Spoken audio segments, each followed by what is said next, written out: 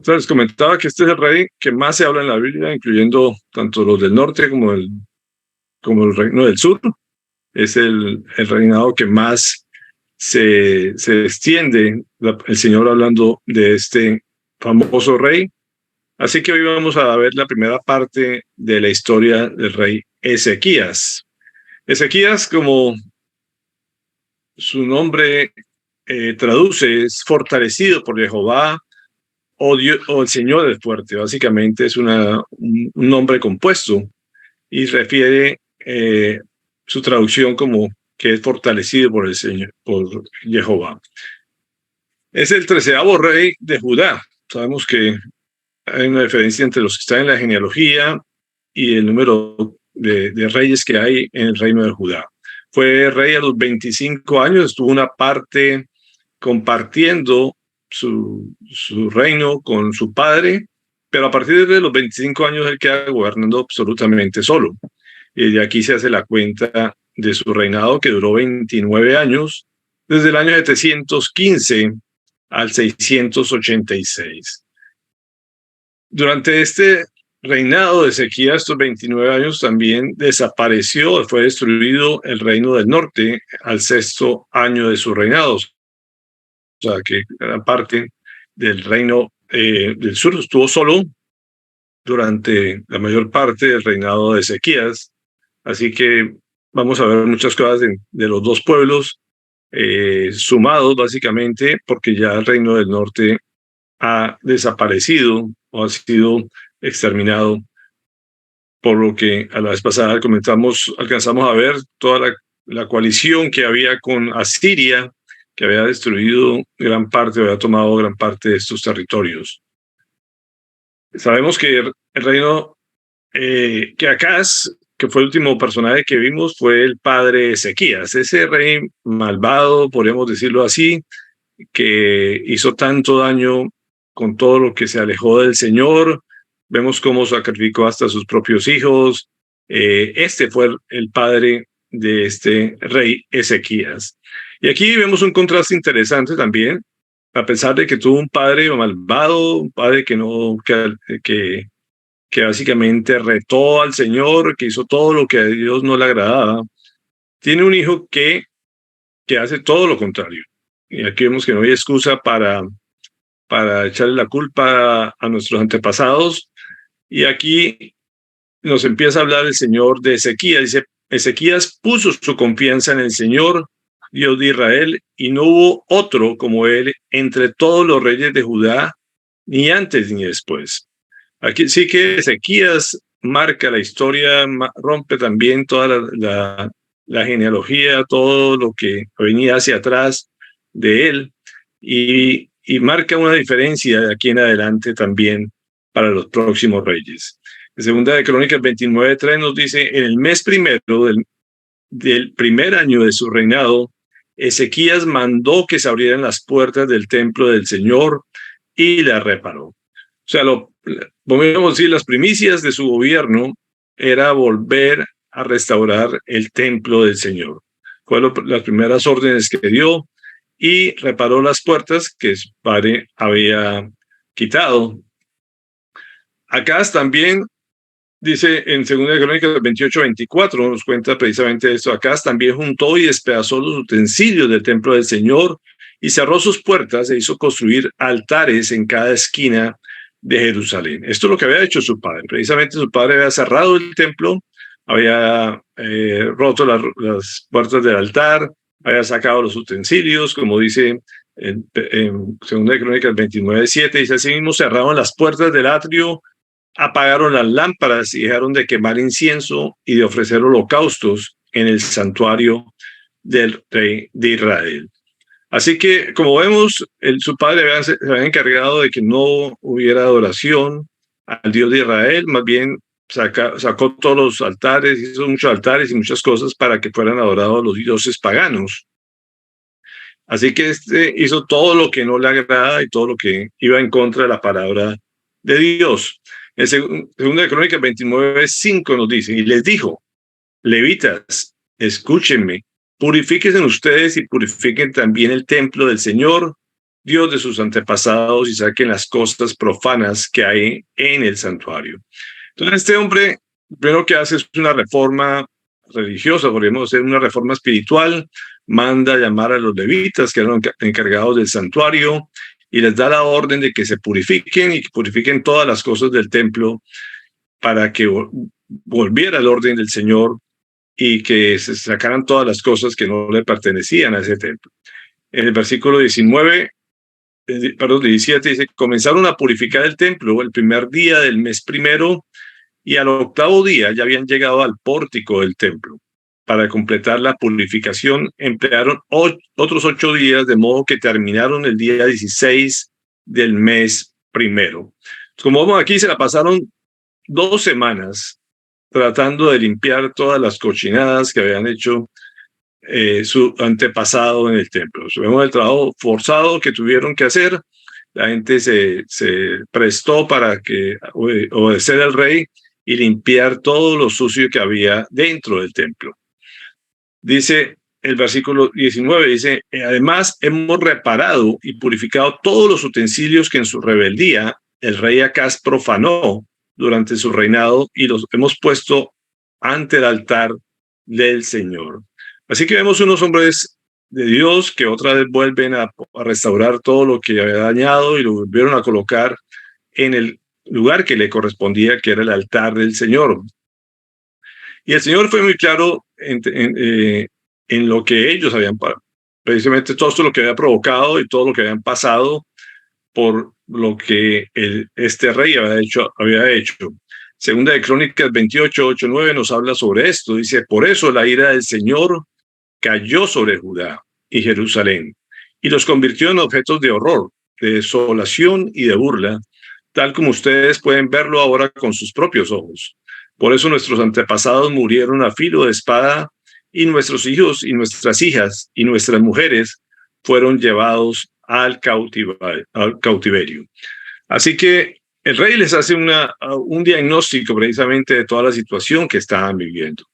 Por haber precisamente hecho esto, haber profanado el templo del Señor, habían llevado unas consecuencias sobre su honor, sobre su situación, sobre su familia, sobre todos sus familiares. Muchos muertos habían tenido que pagar por todo esto que el rey había provocado durante su reinado, el propio padre de Ezequías.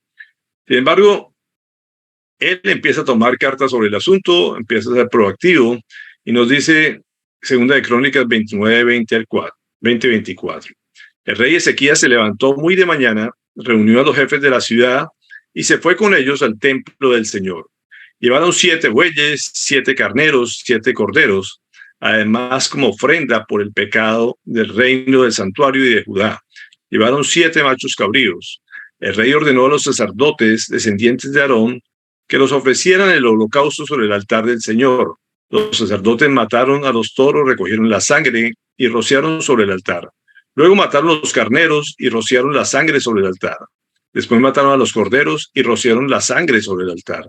Finalmente, a los machos cabríos de la ofrenda por el pecado, los llevaron y los colocaron delante del rey y de la asamblea para que pusieran las manos sobre ellos. Luego los mataron y rociaron la sangre sobre el altar como una ofrenda por el pecado de todo Israel, pues el rey había ordenado que el holocausto, el sacrificio por el pecado se ofrecieran por todo Israel. Entonces, lo primero que el rey hace precisamente es que se hiciera una ofrenda por todo el pecado. Esto es parte del sacrificio, del holocausto, de la expiación que había que pagar por causa del pecado.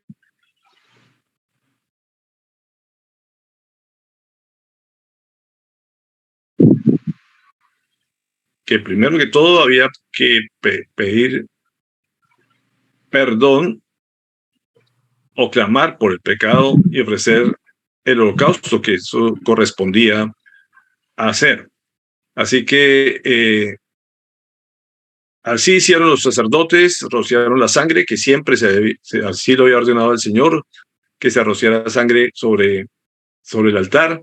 Y esto fue precisamente lo que hicieron después de haber matado los machos cabríos, como hablábamos la vez pasada, que siempre tenía que ser un animal macho, y este es el papel que hizo el Señor Jesucristo por cada uno de nosotros.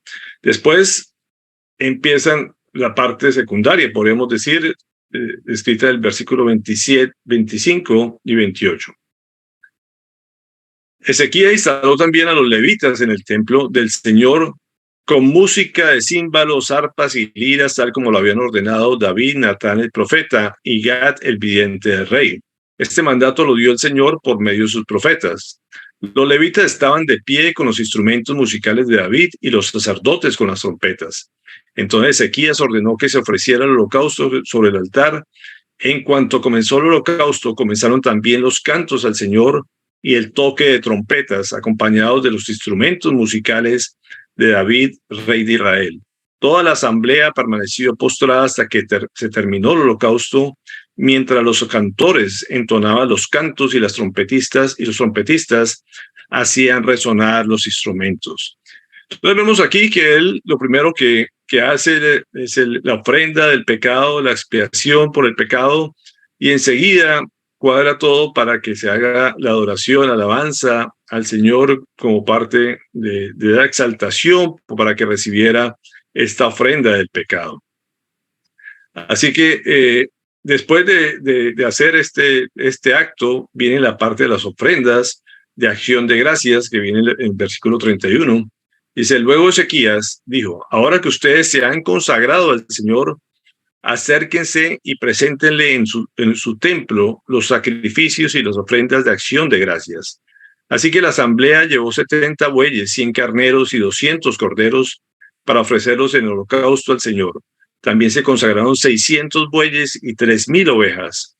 Pero como los sacerdotes eran pocos y no podían desollar tantos animales, sus parientes levitas tuvieron que ayudarlos para terminar el trabajo, a fin de que los otros sacerdotes pudieran purificarse, pues los levitas habían sido más diligentes en purificarse que los sacerdotes. Así que vemos aquí los pasos que hablábamos la vez pasada, lo que tenía que ver con ese sacrificio de expiación, donde se quemaban estos animales, donde se tomaba la sangre, se rociaba, donde después se lavaban, y todos estos pasos no se pueden alterar su orden. Y como vemos aquí lo que nos deja el Señor ver es que estos sacerdotes pidieron ayuda hasta a sus familiares para que les ayudaran al sacrificio de tantos animales que llevaron como ofrenda de acción de gracias. Entonces todo esto es parte de la adoración que el Señor había instruido que se hiciera de esa manera, hasta la alabanza, hasta el sacrificio y está la ofrenda de acción de gracias antes de entrar al templo del Señor. Esto es parte de lo que está en los atrios afuera, pero todavía no se ha entrado al interior del templo. El versículo 29-36 dice, Ezequías y todo el pueblo se regocijaron de que Dios hubiera preparado al pueblo para hacerlo todo con rapidez. Esto, la verdad, fue una obra muy titánica después de limpiar el templo, que es algo fundamental que había que hacerse, no podía quedar nada impuro dentro de él, y empieza la restauración de esa relación con el Señor. Y esto lo que demuestra es que fue rápido, de que se pusieron todos los recursos y toda la disposición de los sacerdotes para que esto fuera lo más pronto posible. Y eso es el ansia, las ganas de volver a tener esa relación con el Señor, que era lo que Ezequías tenía para volver a poner todo en su lugar como Dios lo había ordenado desde siempre. Segunda de Crónicas 31-3 dice, Ezequías escribió cartas a todo Israel y Judá, incluyendo a las tribus de Efraín y Manasés, y se las envió para que acudieran al templo del Señor en Jerusalén a celebrar la Pascua del Señor, Dios de Israel. El rey, los jefes y toda la asamblea habían decidido celebrar la Pascua en el mes segundo. No pudieron hacerlo en la fecha correspondiente porque muchos de los sacerdotes aún no se habían purificado y el pueblo no se había reunido en Jerusalén. Entonces aquí vemos algo también muy interesante. Ezequías ya habían hecho las ofrendas, habían hecho la limpieza, el sacrificio de expiación, y quiere precisamente que se celebren las fiestas que el Señor había ordenado, que eran precisamente la la primera y una de las principales, la fiesta de la Pascua, y manda traer o invitar a todos los pueblos del reino del norte también, para que acudieran a esto. Es una celebración para todo Israel, no solamente para la tribu de Judá, sino era para todos que vinieran a Jerusalén, que era el centro espiritual, la capital espiritual del Señor, y que participaran de esa Pascua. Y vemos aquí que lo de menos de pronto es la fecha como tal, y esto debemos tenerlo. Es interesante, no se pudo hacer en el mes que el Señor había indicado, que era el primer mes del calendario hebreo, sino que como no había sacerdotes suficientes para celebrar esto, hicieron esta fiesta en el segundo mes de su calendario. Así que uno ve que para Dios lo importante, como digo, es lo que significa y lo que representa esto más que una fecha determinada. Así que así lo hicieron y fue también esto agradable al Señor. Dice que los mensajeros fueron a invitar a los otros pueblos, como dice el versículo 6 y 10, dice, los mensajeros salieron por todo Israel y Judá con las cartas del rey y de sus oficiales, y de acuerdo con la orden del rey iban proclamando: Israelitas, vuélvanse al Señor, Dios de Abraham, de Isaac y de Israel, para que Él se vuelva al remanente de ustedes, que escapó del poder de los reyes de Asiria. No sean como sus antepasados, ni como sus hermanos que se rebelaron contra el Señor, Dios de sus antepasados. Por eso Él los convirtió en objeto de burla, como ahora lo pueden ver. No sean tercos como sus antepasados. Sométanse al Señor y entren en su santuario, que Él consagró para siempre. Sirvan al Señor su Dios para que Él retire su ardiente ira. Si se vuelven al Señor, sus hermanos y sus hijos serán tratados con benevolencia por aquellos que los tienen cautivos y podrán regresar a esta tierra. El Señor su Dios es compasivo y misericordioso. Si ustedes se vuelven a Él, jamás los abandonará. Esta es tremenda invitación que hace el rey Ezequías, hablando perfectamente claro de cómo es el carácter del Señor. Él sabía que si todos se arrepentían y volvían precisamente a hacer las cosas conforme a lo que el Señor había establecido, el Señor iba a ser benevolente con él. A pesar de todas las cosas que habían hecho, todo lo que se habían alejado, Dios sigue siendo el mismo a través de toda la historia. Él siempre es compasivo, misericordioso con su pueblo, independientemente de lo que cada quien haya hecho. Así que esta es la invitación que el rey les hace. Sin embargo, uno esperaría una respuesta como la que tuvieron este pueblo. De alguna manera su corazón era tan duro. Dice el versículo 10, el 10, dice, los mensajeros recorrieron toda la región de Efraín y Manasés, de ciudad en ciudad, hasta llegar a la región de Zabulón. Pero todos se reían y se burlaban de ellos. Así que, como vemos, no es una situación que uno esperara cuando han puesto todo en orden, pero era tal su corazón tan endurecido que lo que hacen es burlarse del mensaje del rey. Sin embargo, como hemos hablado, uno tiene que compartir la palabra, compartir lo que el Señor es, y Él se encarga de tocar el corazón de algunos. Y así lo hizo con las tribus de Aser. Dice, no obstante, algunos de las tribus de Aser, de Manasés y de Zabulón se humillaron y fueron a Jerusalén.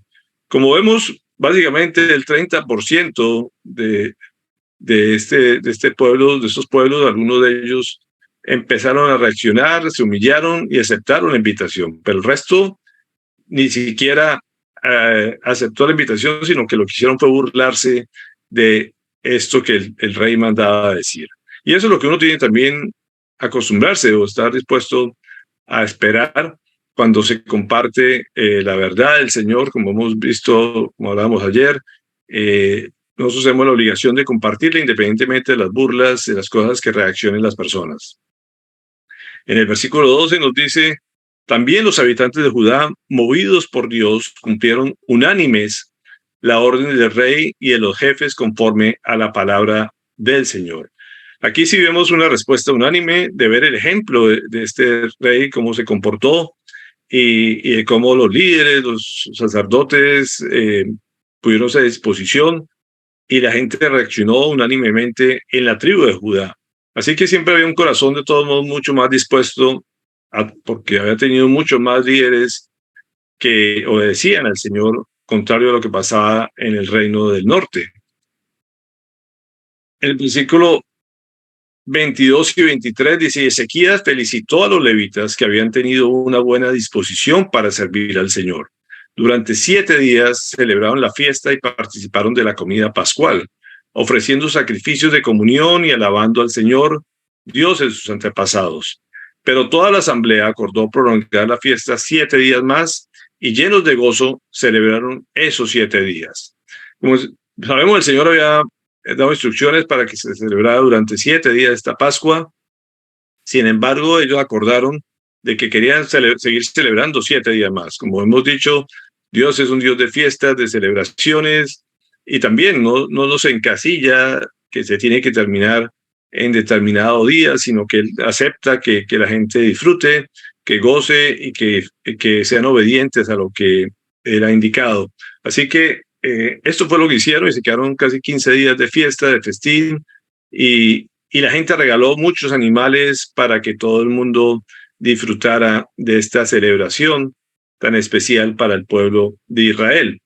Segunda de Crónicas 30, el 25 al 27, el 24 dice, el 25, perdón.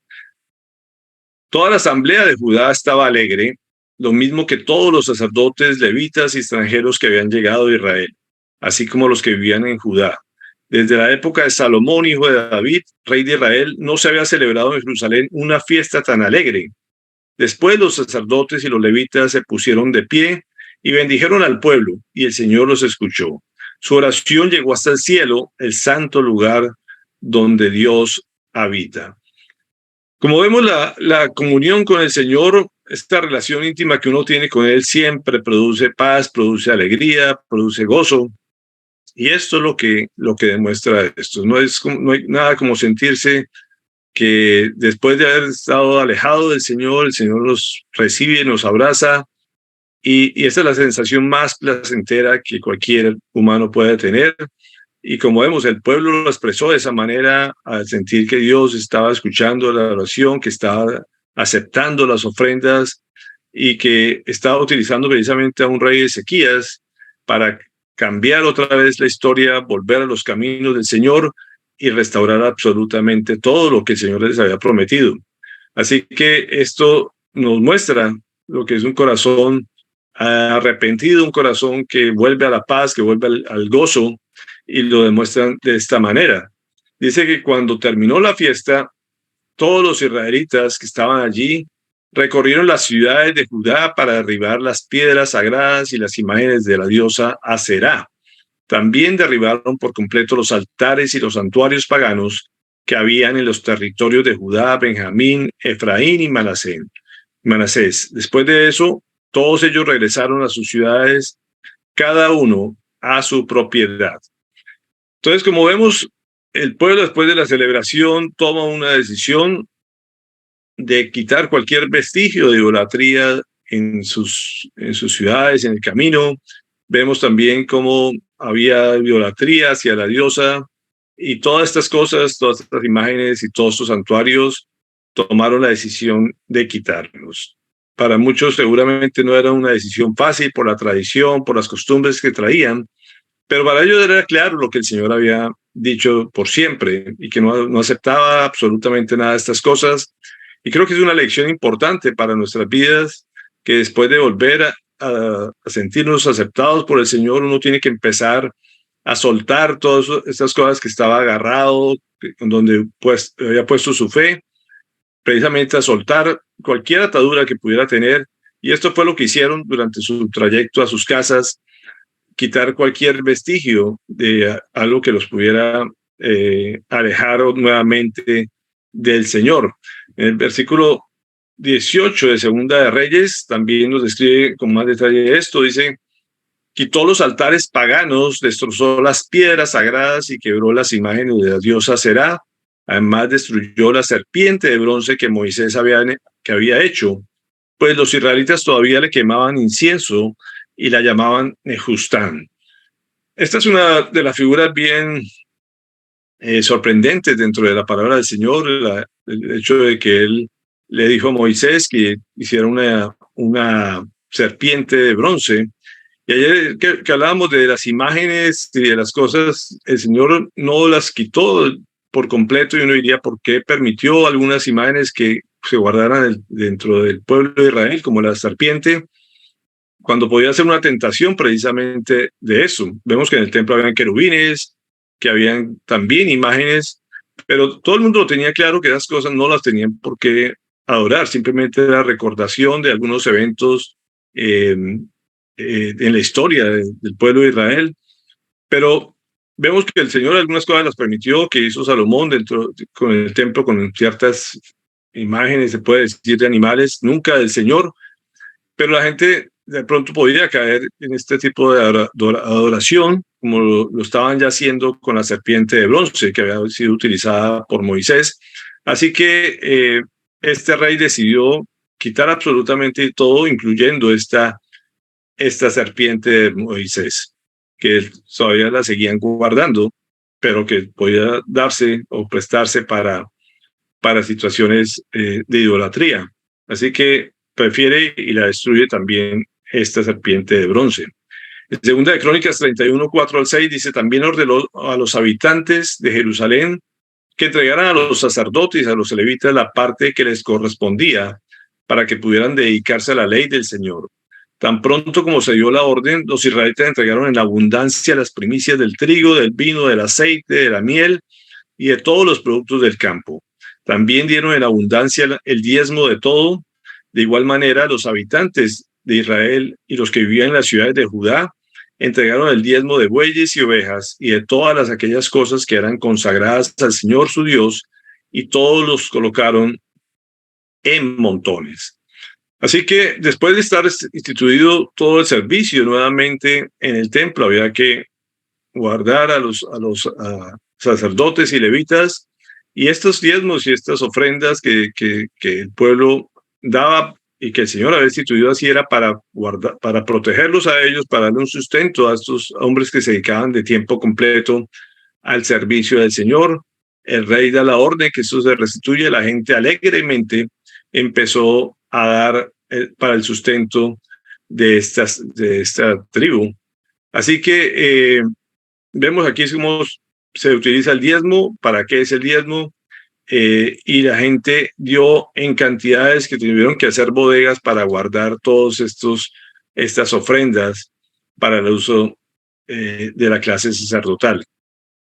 Segunda de Crónicas 31:3 nos dice: el rey destinó parte de sus bienes para los holocaustos matutinos y vespertinos, y para los holocaustos de los sábados, de luna nueva y de las fiestas solemnes, como está escrito en la ley del Señor. Entonces, como vemos, y ahí vamos. Entonces el rey, vemos que no solamente dio la orden como tal para que dieran sus diezmos y las ofrendas, sino que él mismo dio parte de sus posesiones para que pudiera mantenerse el templo funcionando, como lo dice este versículo 31:3.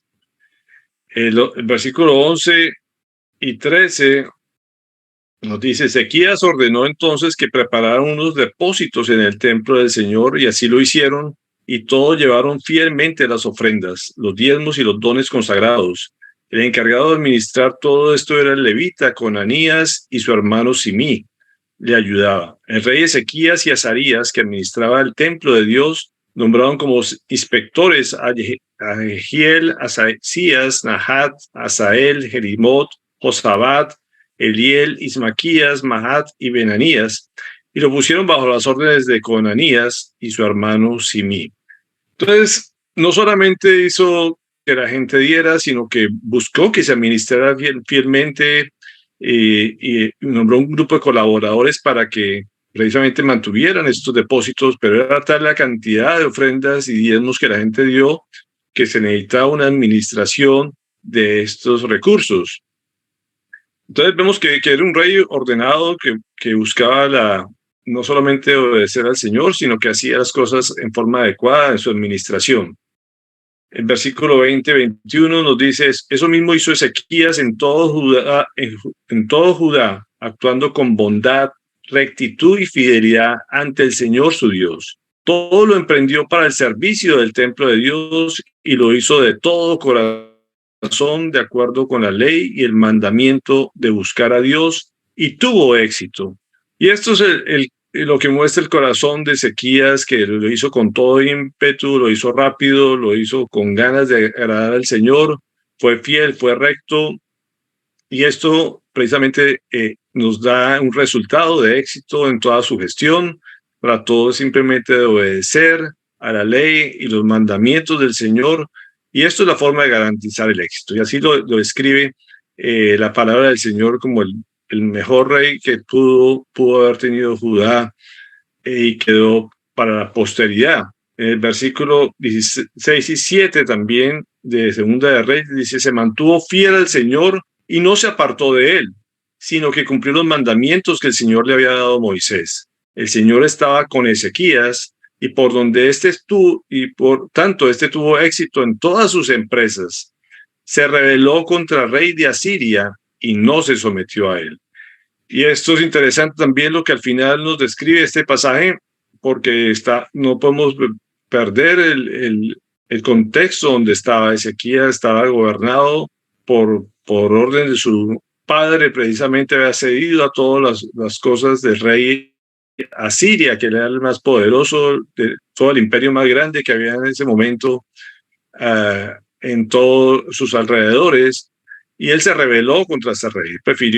Escogió precisamente obedecer al rey de reyes y no someterse al rey más poderoso que tenía el mundo, que él conocía en ese momento.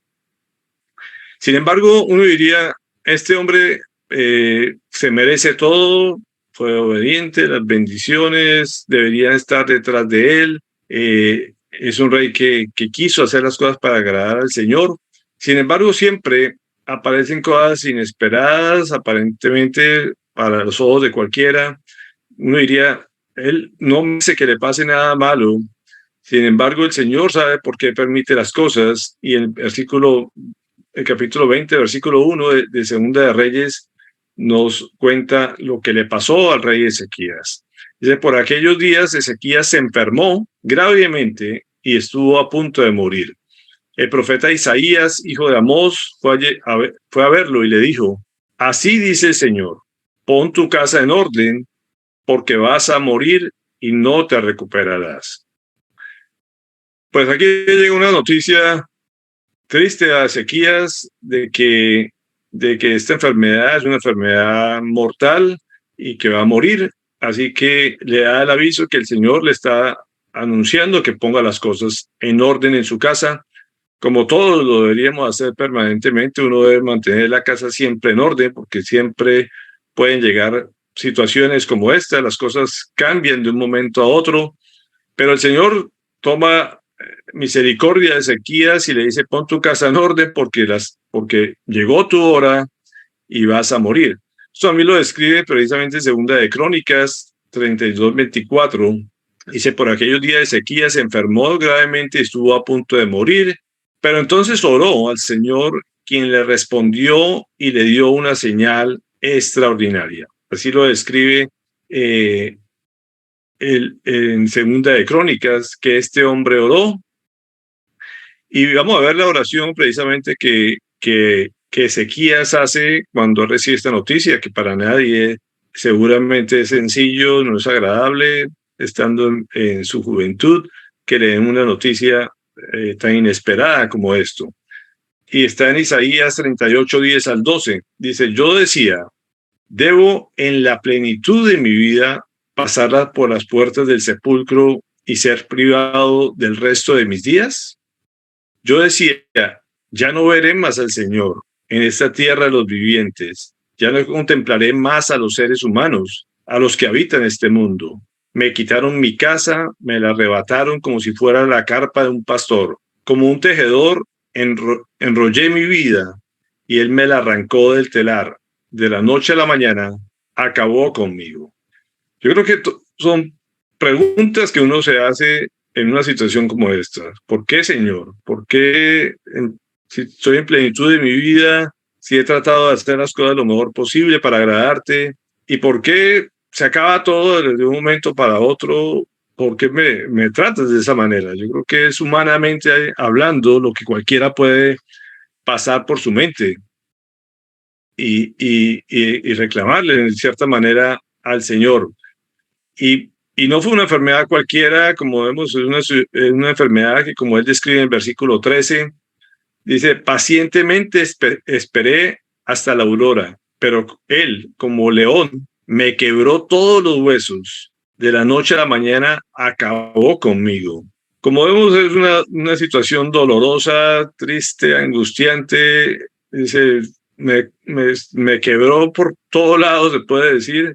No sabemos qué tipo de enfermedad sería, si infecciosa o algún tumor. Lo cierto es que él sentía que todos los huesos se le desbarataban, se le rompían del dolor seguramente, y de la noche a la mañana se acabó con él, está diciendo de esa manera el Señor.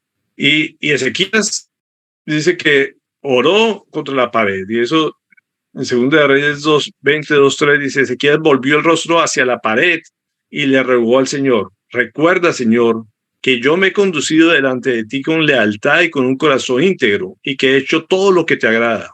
Y Ezequías lloró amargamente.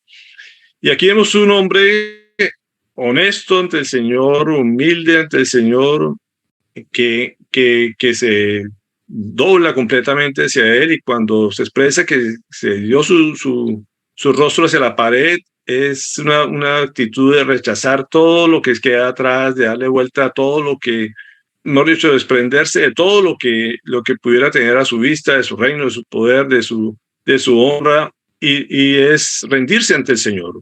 Solamente es buscar al Señor en ese momento con un corazón, se puede decir, entregado a él. Y como dicen, lloró amargamente.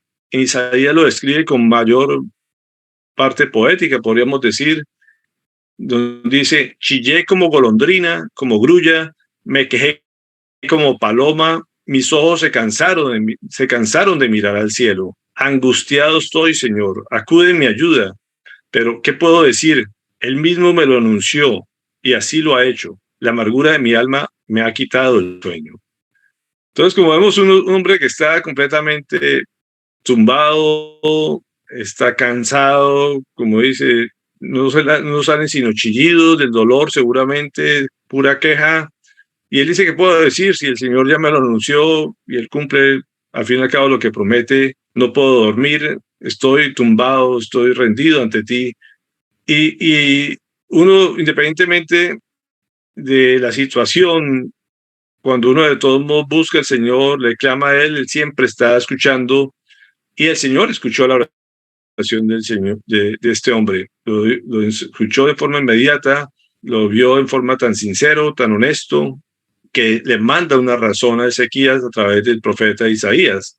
Por eso uno podría decir, Isaías le había dicho que iba a morir, ahora si no se muere va a quedar mal Isaías, pero precisamente el Señor dice a Isaías para que le hable a Ezequías la nueva noticia. Le dice, ve y dile a Ezequías que así dice el Señor, Dios de sus antepasados, de su antepasado David.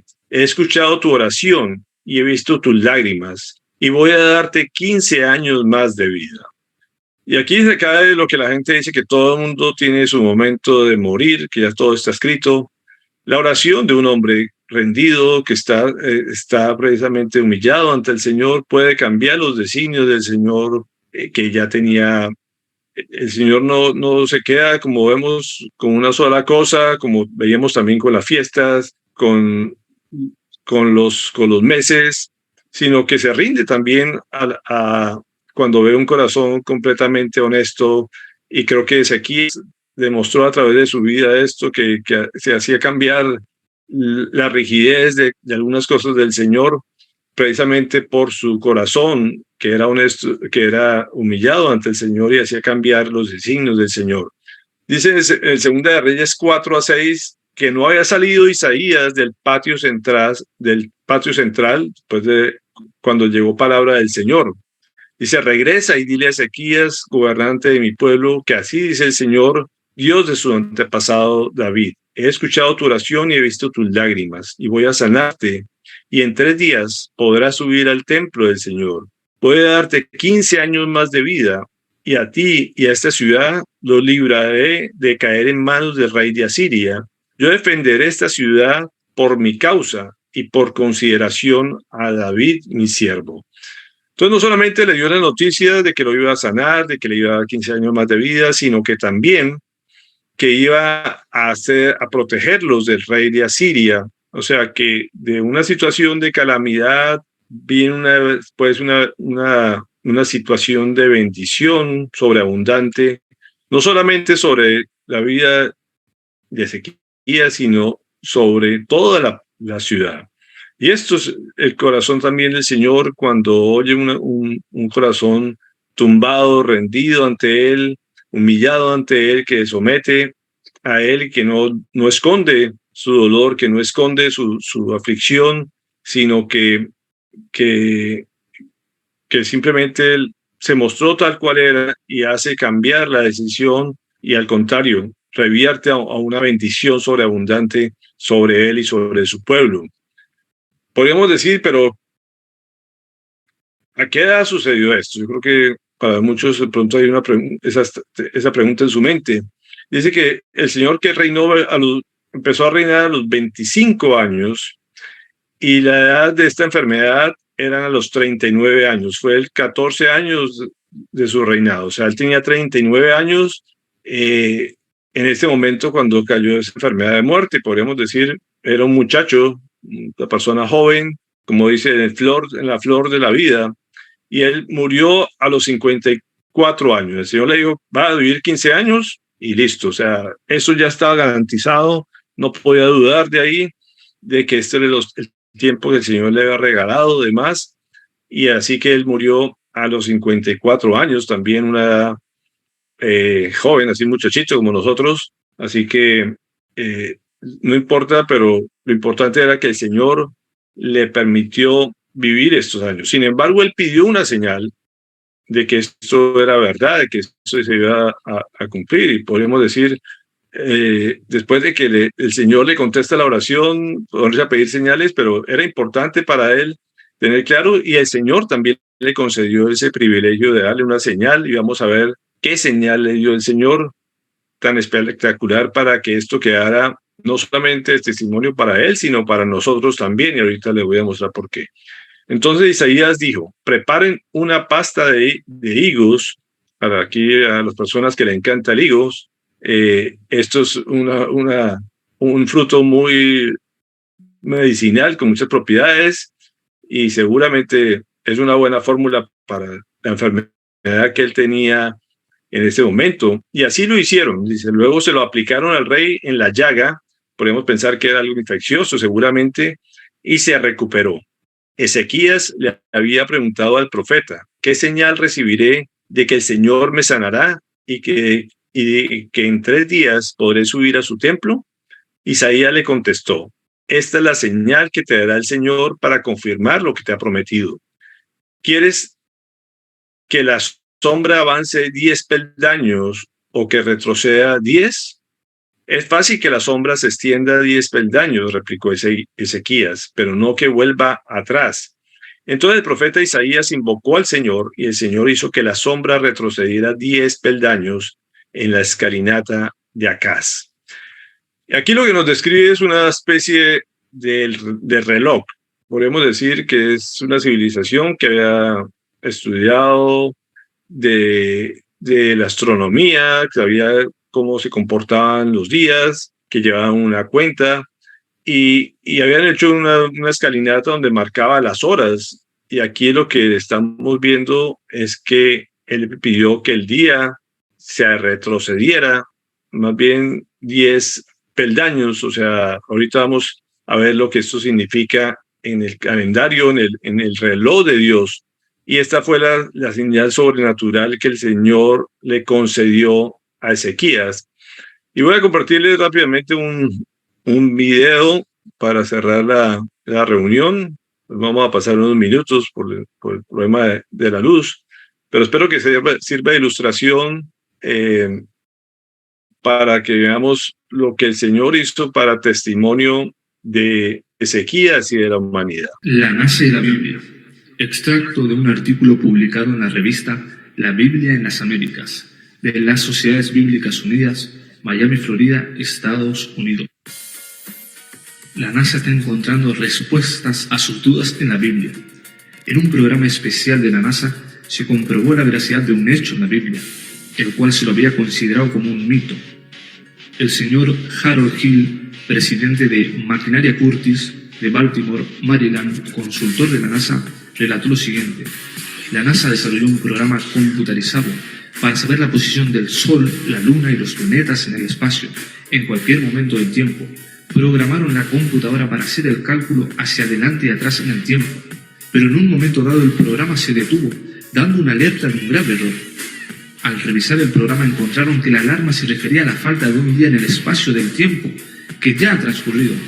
Estaban perplejos, pues no tenían ninguna respuesta a ese problema. Decidieron entonces llamar a la oficina de mantenimiento para revisarlo. Los técnicos encontraron que la computadora estaba en perfectas condiciones. Un miembro del equipo que era cristiano mencionó que cuando era niño le enseñaron que una vez el sol se detuvo, porque Josué le pidió a Dios poder continuar una difícil batalla y así pudo ganarla. Ellos no le creyeron, pero como no tenían ninguna respuesta le dijeron, muéstranos. Entonces tomó su Biblia y leyó algo bastante ridículo para alguien con sentido común. En este pasaje Dios le decía a Josué, no tengas miedo, porque los he entregado en tus manos, ninguno de ellos te podrá resistir. Josué estaba preocupado porque el enemigo los había rodeado, y si oscurecía el enemigo podría derrotarlos. Entonces Josué pidió al Señor que detuviera el sol, y así sucedió. Y en la Biblia dice, y el sol se detuvo, y la luna se paró, y el sol se paró en medio del cielo, y no se apresuró a ponerse casi un día entero. Los ingenieros del programa especial dijeron, ese es el día que falta. Rápidamente verificaron en la computadora retrocediendo en el tiempo a la época descrita en la Biblia, y descubrieron que se aproximaba, mas no era el lapso de tiempo exacto. El lapso que faltaba en la época de Josué era de 23 horas y 20 minutos. No era un día completo. Leyeron nuevamente en la Biblia y allí decía casi un día entero. Parte del problema había sido resuelto. No obstante, faltaban 40 minutos. Y si no aparecían esos 40 minutos, habrían grandes discrepancias en los cálculos espaciales.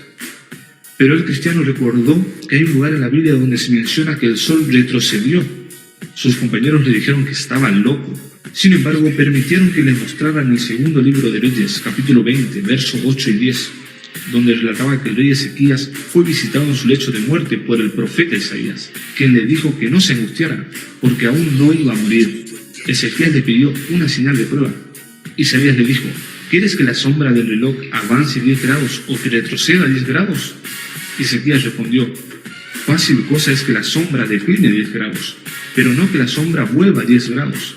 Isaías invocó al Señor y el Señor hizo que la sombra retrocediera 10 grados. 10 grados son exactamente 40 minutos.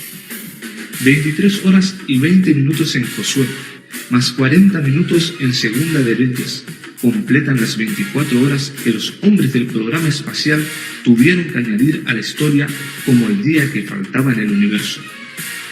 Te invito a compartir esta historia real con todos aquellos que tú amas.